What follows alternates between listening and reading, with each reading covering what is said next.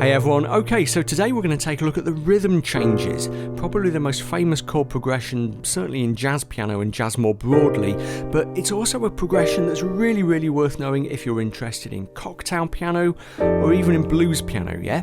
Now what I'm going to do is take the full progression, which looks like this by the way, and put it in the description text down below or next to the video, depending on the format you're watching in, so you can get a record of it for yourself.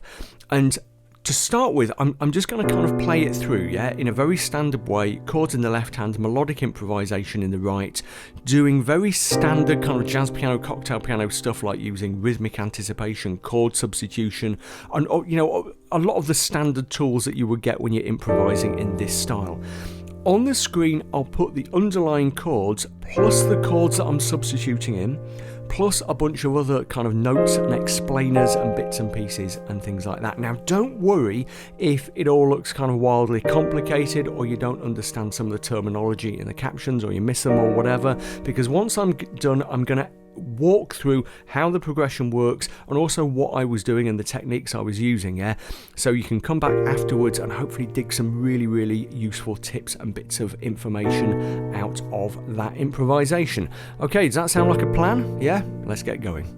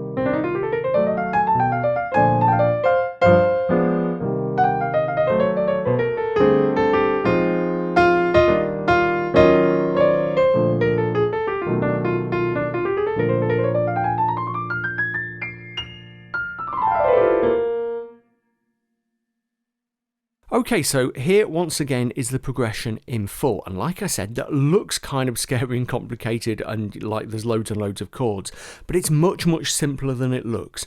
And the reason it's simpler than it looks is that there is so much repetition in there. Lots of those little sequences of chords in the progression come up time and time again. We'll see how that works in a second. For now, let's just think about the overall structure of what's going on here. We're in the key of B flat major, we're in 4/4 time, so we've got 4 beats in every bar, every measure. And this is what we call an AABA chord progression. So we've got 2 A sections to start with of 8 bars, 8 measures, then a B section of 8 bars, 8 measures, and then a repeated A section again at the end. And those A sections are almost exactly identical with one another, with some slight variations, which we'll come on to, yeah?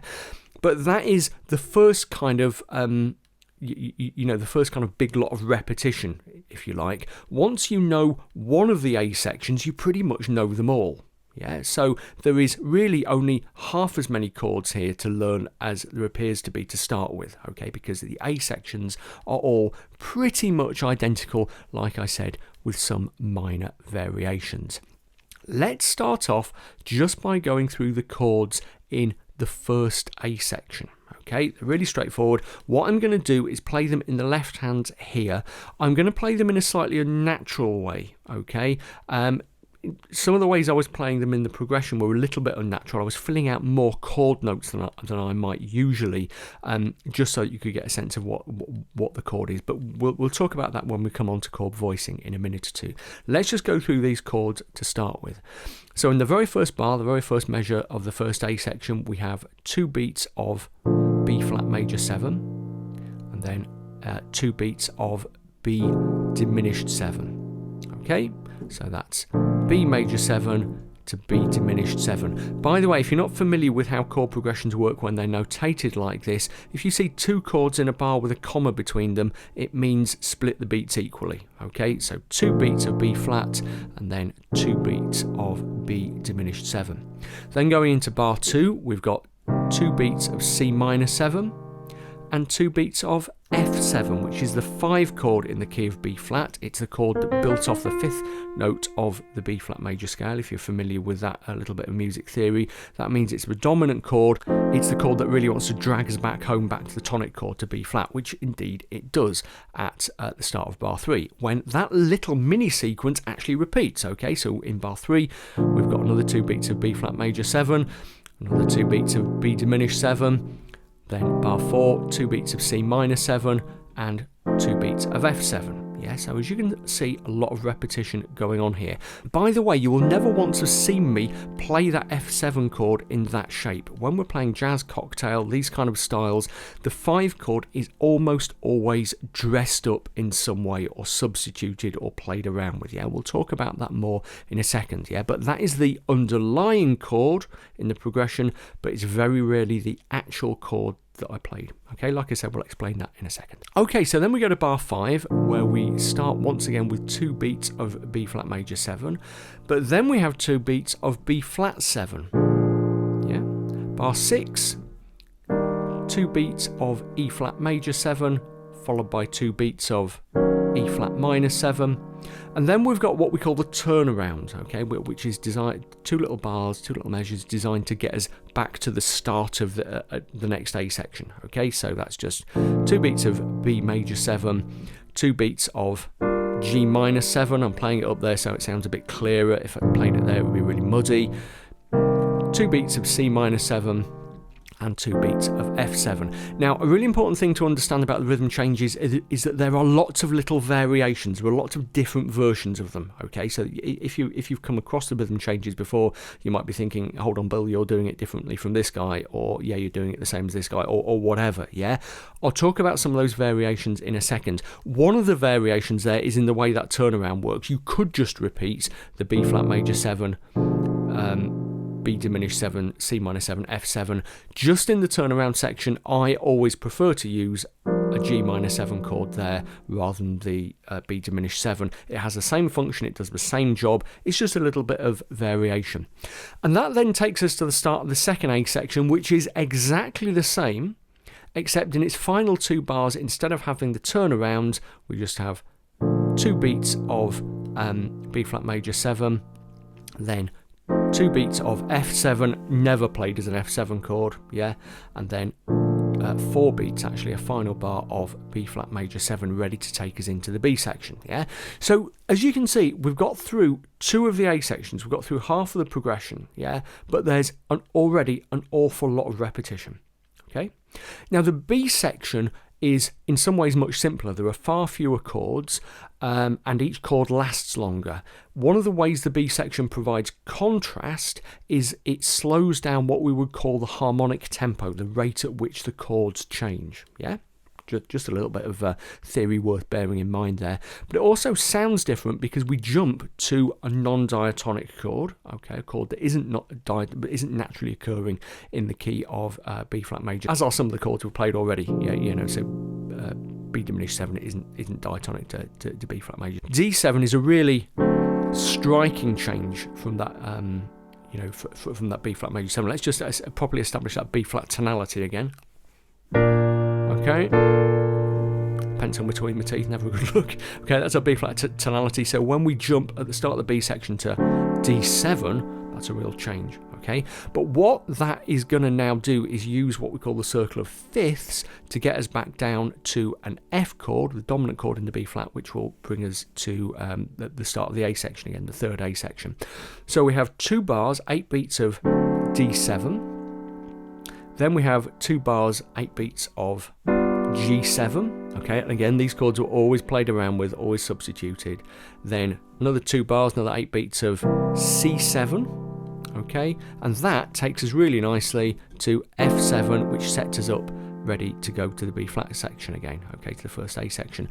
It's called the circle of fifths because D7 resolves down an interval of a fifth. It's the dominant chord in the key of G. It takes us naturally to G7. G7 is the dominant chord in the key of C. It takes us down a fifth to C. Okay, and C7 is the dominant for F, and it takes us down to F, which of course is dominant for B flat, which is the first tonic chord of the A section. Okay, so the circle of fifths: D down to G, down to C, down to F, and ready to go back to the A section. You will come across the circle of fifths a lot in music theory. I'm not going to dig into it now, but it's super useful, and it's often used for that kind of tonal messing about. Yeah. So when we jump to the D7, you might think, blimey, that's a big jump from B flat major. How on earth are we going to get back to B flat major for the A section? Actually, it's really simple, okay, because we use the circle of fifths. And then the final A section is exactly the same, really, as the, well, it depends how you want to do it. If you are going to repeat the progression, you would use the first version of the A section with the turnaround at the end. If you wanted to wrap up the piece, you would probably use the second version of the A section with, which just goes B flat to F7 to B flat, but you would mess around with it in all kinds of different ways and maybe extend it, maybe improvise a little coda or whatever. Now, just a couple of important things to say.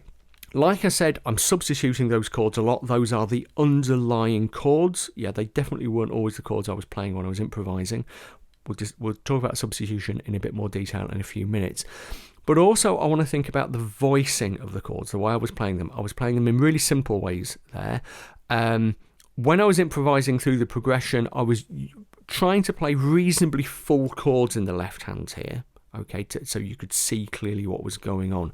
Very often I wouldn't do that. I would often use a shell chord. So instead of playing B flat major 7, I would just play the root and the 7th, okay, which suggests the chord. There are a couple of advantages to doing that.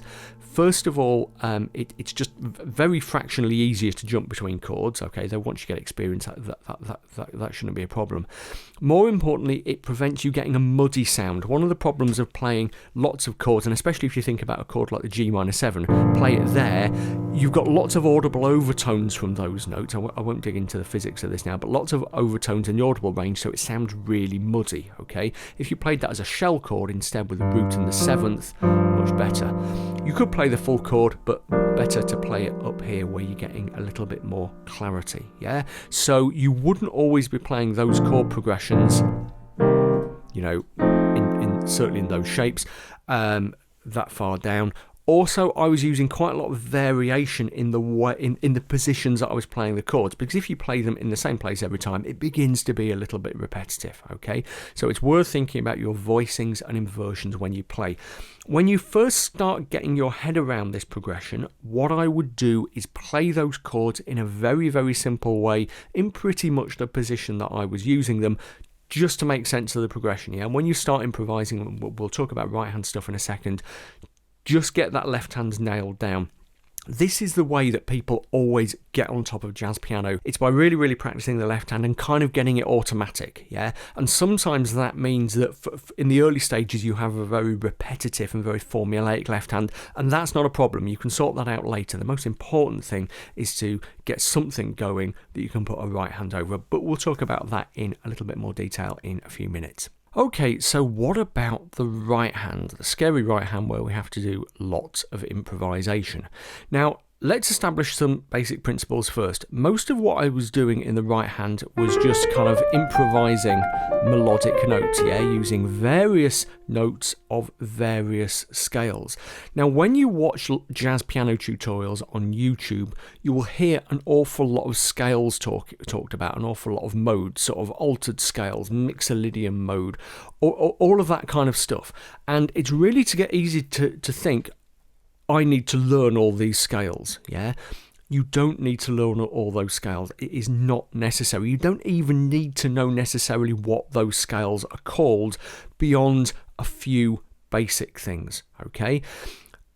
If you think about all the technical terminology, all the scale terminology, that is useful for analysing what is going on in the right hand. So often you watch someone on YouTube do a tutorial and say, yeah, hey there, I'm playing the B flat altered scale or whatever in the right hand. And that kind of terminology is useful for analysing what's going on in music theory terms, but nobody, when they're improvising, once you have a basic level of competence, nobody is sat there saying, yeah, now I'm going to play this scale, now I'm going to play that scale. The playing comes much more instinctively and is much more based on your ear, okay, and what you instinctively know sounds right because of experience. So, for example, say you're at one of the points where you've got an F7 chord resolving to a B flat chord. Now, typically, what I would do with the F7 is substitute it for something like a B7 chord, a tritone substitution. We'll talk about this in a second, and that gives us a nice resolve down to the B flat chord. And in the right, what might happen there is that you use the F sharp, for a nice cool resolve down to one of the chord notes of the B flat chord. Now, it would be very easy to say, yeah, what I'm doing there is that I've got the 5 in the left, so I'm using the altered dominant scale of B flat major, and I know that that gives me that note, so that I can do that. But that is not the thought process that is going on at all. I do that because I know it sounds cool, yeah? You, as you play and as you practice, you get a clear sense of what is going to sound good and what isn't, okay? So, and that is also handy for developing your own style, which I think is, I'm getting into controversial territory here, because there are a lot of people on YouTube who are like, yeah, if you learn jazz piano, it means you've got to sound like Bill Evans circa 1967, and if it doesn't, it's not jazz, blah, blah, blah, blah, blah. You've got to develop your own style, and using your ear will help you with that much more, and using the experience of practice. So it is worthwhile thinking about some very elementary scales and using those to play around with to start with, okay? But then when it comes to the more complex stuff, you start to explore. Let me show you what I mean. We're in the key of B flat, so a really important scale to start with is going to be the basic major scale of B flat major. It's quite a simple scale. B flat, C, D, E flat, F, G, A, and back to B flat at the top of the scale. By the way, this is an absolutely fantastic reason for practicing your scales a lot, because your fingering will fall into place naturally. If you were used to doing this every day, then very naturally your fingers are going to drop into the right place on the B flat scale. So that is a really important starting point. Another important starting point is the B flat pentatonic. B flat, C, D, F, G, and back to B flat at the top of the scale. It's a little bit more awkward to finger, okay, but basically it's the same as the major scale, but without the 4th and 7th degrees. So B flat, C, D, F, G. The pentatonic's really useful because it's always pretty safe. If you're playing around with the pentatonic in the right hand, assuming it's the pentatonic of the key that you're in, it's always going to sound more or less okay, yeah?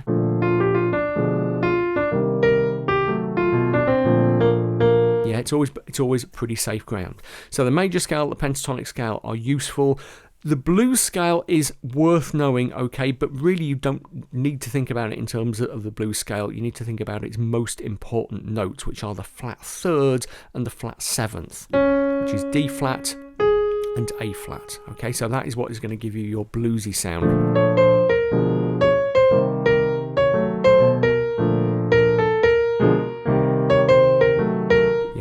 Or using the 7th.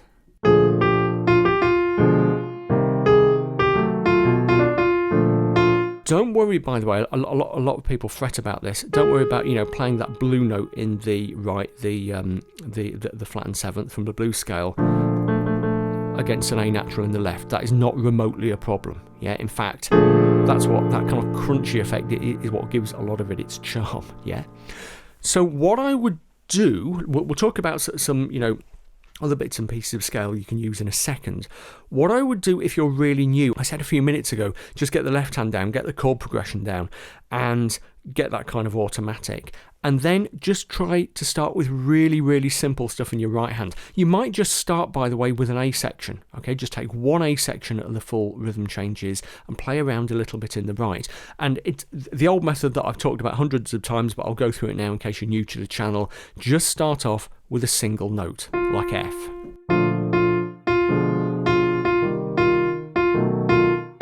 I'll talk about that substitution in a minute, by the way.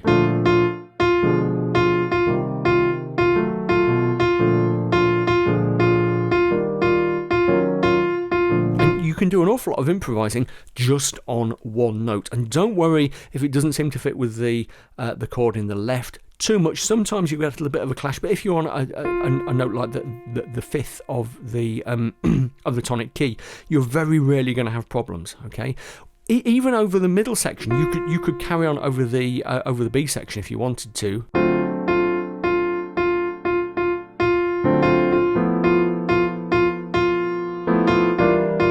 Because really it just functions as an extension of those chords in the left, yeah?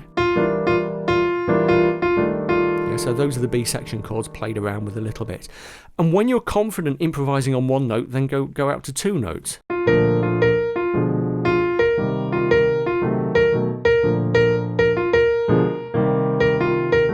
I'm using a little bit of rhythmic messing about in the left there, but again, we'll talk about that in a minute or two. And gradually build out. And once you're confident, and this will take some time if you're new, once you're confident playing around with a major scale, with a pentatonic scale, with some of those blue notes, then try adding in other notes and see how they sound, especially chromatic notes like that sharp and fifth, that flat six, okay?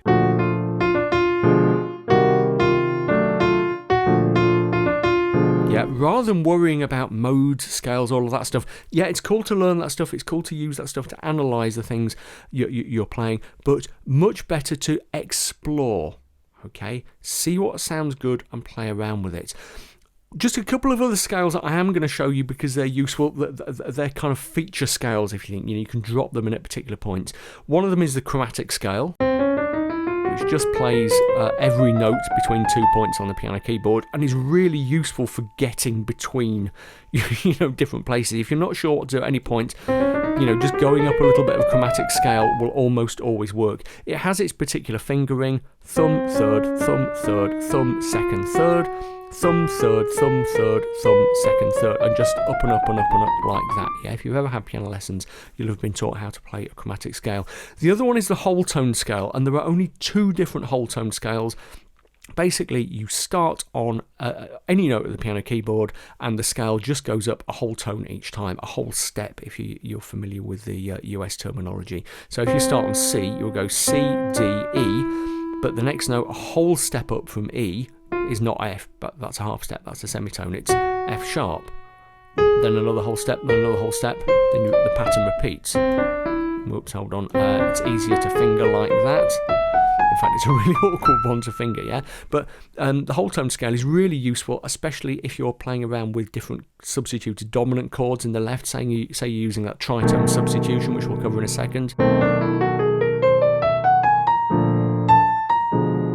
There are two variations of it. You can start on the C or you can start on the C sharp, same principle, but it's kind of mirrored. It's a different set of black notes and white notes, but there are only two of them. Yeah, only two of those whole tone scales. So whatever note you start on, just go up a whole tone, a whole step each time. Yeah, and a really nice little scale to use. Like I said, over if you're playing around playing,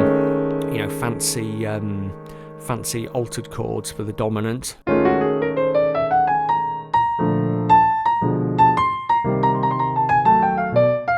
They can really give you quite an exotic feel. By the way, one thing you can do with scales, and it looks really impressive, but actually it's quite easy, especially if you know your scales, is just run up and down them, okay, to cover big sections of the piano keyboard. So, just let me play through a couple of bars of A section.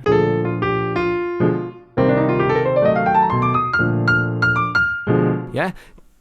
Did you see what I did there? When I got to the C minor 7 chord, I started on the C and I played all the way up to the F. All that is a B flat major scale. I just didn't start on a B flat, I started on a C instead. Yeah, so the fingering changed around a bit, but it was nothing more than a B flat major scale.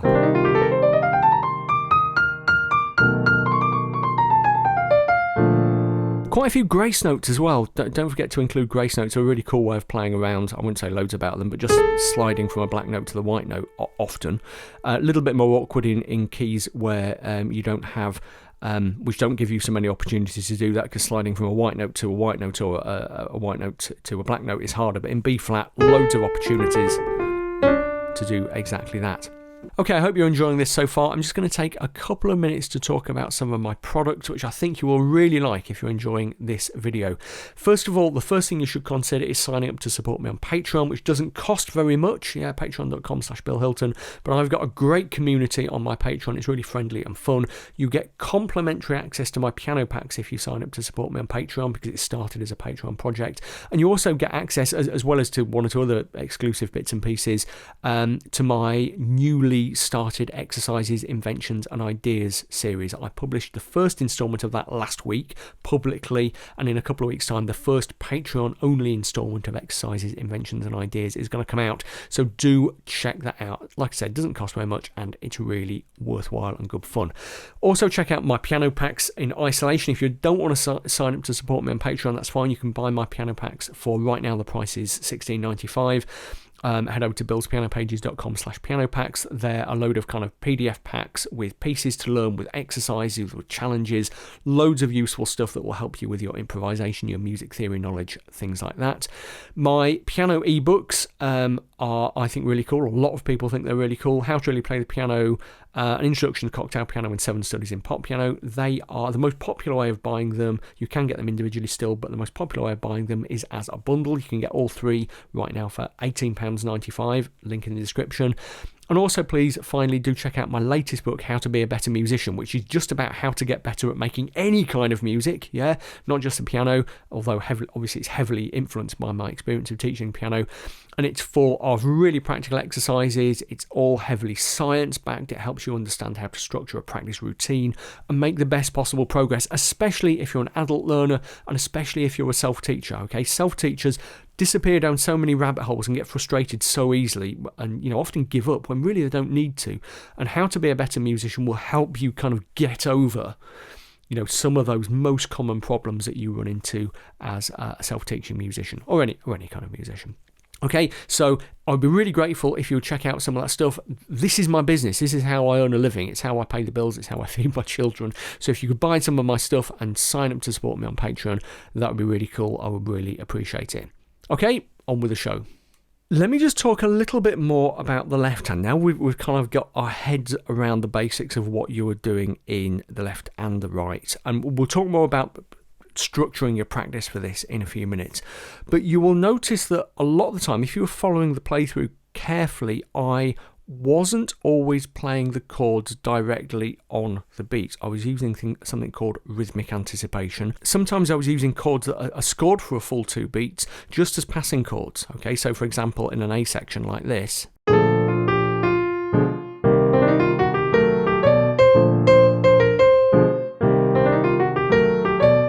yeah, did you see how that B diminished 7 chord there was only occurring really briefly? Yeah, and I was coming early on to the C minor 7 chord. It's a difficult thing to describe and a still harder thing to count, but look again at what I was doing and you'll see that very often I was bringing chords a little bit ahead of the beat, or I was putting in passing chords or things like that. Yeah, there were various different little things that I was playing around with there. That is the sort of thing you need to get a feel for and you need to practice for yourself. And what I would do to start with, if you're new, is stick very rigidly to the 2 beats per chord in the A sections, and the in the B section it's a bit more academic anyway, but certainly in the A sections, that's where you can use a lot of that kind of fancy rhythmic playing around, using chords as passing chords and blah blah blah blah blah. But to start with, just get it nailed down. One of the reasons that kind of thing can make things a little bit tricky is that it can lead you to drop beats. Okay, so if you're going to start playing around with rhythmic anticipation, do use a metronome or a click track to start with to give you a sense of it. My favourite, by the way, and I often talk about it, is Impulse. Okay, which is a brilliant little click track app. It's completely free on the App Store. These guys aren't paying me to sponsor this or anything. It's just a really great little app, so do check out Impulse if you're on iPhone. I think it's Android as well, but yeah, any kind of click track or metronome or something is going to be useful. You will find it handy to practice against a click track anyway. when you're getting together with this, but don't be put off if you find it difficult, because click tracks, metronomes can be a bit tyrannical sometimes, okay? But try it every now and then, and certainly when you want to start playing around with the anticipation type stuff in the left, which if you're new will be quite a way in the future, okay, then use a click track to make sure that you're not dropping beats.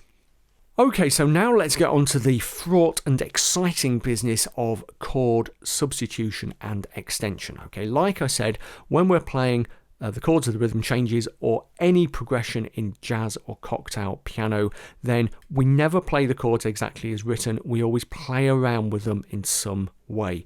And there are two basic ways to make them sound cooler. Yeah, that's the point, to make it sound jazzier. There are two basic ways of doing that. The first one is extension, where you take the basic chord, like B flat major 7, and you add thirds to it. So from B flat major 7 you get B flat major 9, B flat major 11, B flat major 13. Okay, you would very rarely play that full chord. Usually what you would do is take some notes of that chord and miss others out. Okay, so typically, very often you would miss out the root and get what is called a rootless voicing. So instead of playing a B flat major 7 chord, you could take inspiration from that B flat major 13, but play it like that. Okay, it will have the same function, it will do the same thing in the progression. Okay, so that's a really nice example of extension. Simpler example of extension, say you've got that C minor 7 chord, make it C minor 9.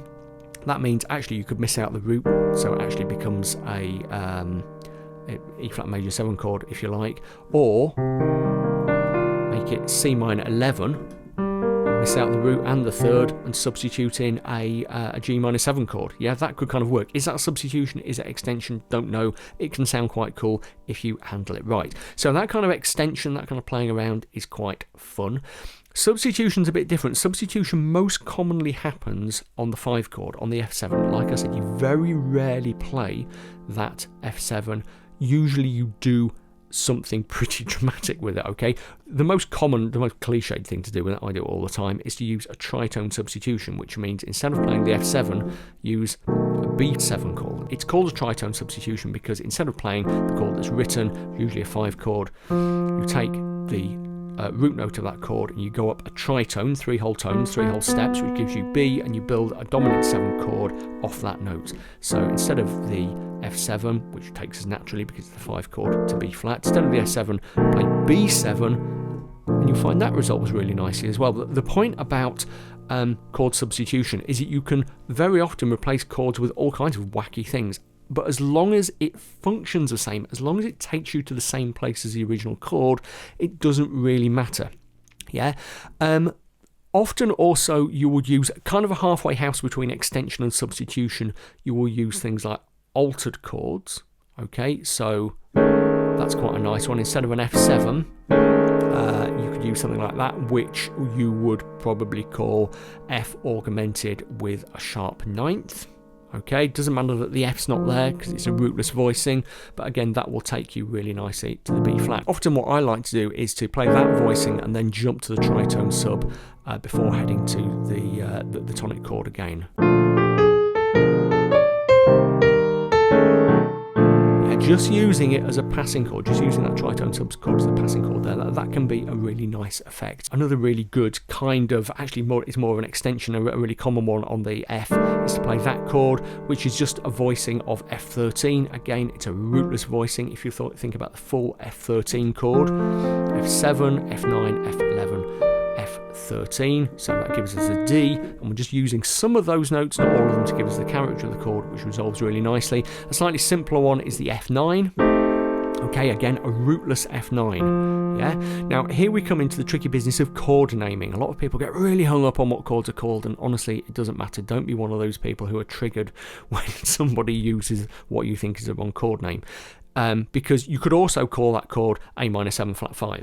Okay, but here I would call it F9 but rootless, and I would call it that because it's, you know, we would be playing it instead of a regular F7 chord. In the end, it doesn't really matter what the chord is called. It matters, it matters how it sounds, and it matters the function it fulfills. I was watching a brilliant video. I often get people argue endlessly in the comments about what chords are called, and it's a really difficult thing because sometimes chords can have different identities. There's no set standard for chords. Just the other day, I was watching a brilliant YouTube video. It was a copy of an old VHS video of Donald Fagen of Steely Dan demonstrating some jazz and blues piano, and there was one point where he said, yeah, I'm going to play this chord. Yeah, we could call it that. We could call it that. Who knows?